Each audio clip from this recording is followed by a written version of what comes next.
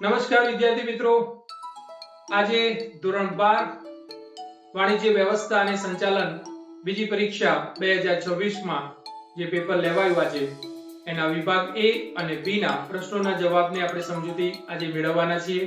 તો વિભાગ A ના પ્રશ્નોના જવાબ માટે થોડી જાણકારી માટે વિભાગ A પહેલા પ્રશ્નમાં C પેદાશ મિશ્ર, બીજામાં A પીટર એફ ડ્રકર આધુનિક સંચાલનના પિતા તરીકે, ત્રીજામાં C ફ્રેડરિક ટેલર વૈજ્ઞાનિક સંચાલનનો પિતા અથવા એનું પ્રણેતા કોને કહેવાય છે તો ફ્રેડરિક ટેલર, ચોથામાં D આયોજનની સફળતાની પૂર્વ શરત તો પરિવર્તનશીલતા, 5 C ડોક્ટર બિલી ગોએટ્સ, 6 C ઉત્તરદાયિત્વ, 7મામાં C રૈખિક વ્યવસ્થા તંત્ર, 8મામાં C કર્મચારી આયોજન, 9મામાં B પસંદગી, 10મામાં D મિલકત, 11મામાં A બઢતી, 12મામાં A મૌખિક, 13મામાં D દરેક સપાટીએ, 14મામાં D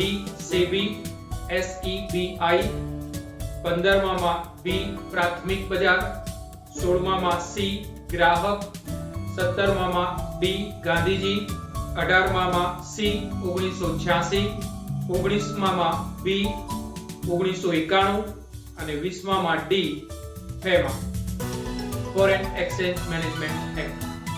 હાલમાં હાલ વિદેશી ઉડ્ડયનના સંદર્ભમાં કયો કાયદો ચાલુ છે તો ફોરેન એક્સચેન્જ મેનેજમેન્ટ એક્ટ તરીકે એને બોલાય છે પૂર્વ.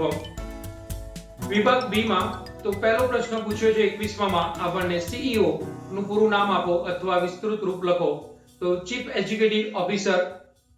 22માં સમય નિરીક્ષણ એટલે શું તો કોઈ પણ કાર્યનો ભાગ પૂર્ણ કરવા માટે જેટલો સમય લાગે છે તે અંગે વૈજ્ઞાનિક રીતે કરવામાં આવતો અભ્યાસ એટલે સમય નિરીક્ષણ.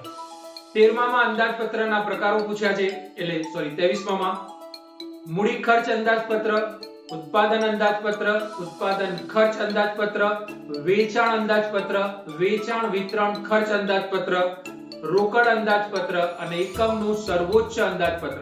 આવા અંદાજપત્રોના આપણે સાદિક પ્રકાર લખી શકીએ. 24મો પ્રશ્ન છે સત્તા સોંપણી એટલે શું તો સત્તા સોંપણી એટલે કાર્યની બીજાને સોંપણી કરવી અને તે કાર્ય કરવા માટેની સત્તા આપવી.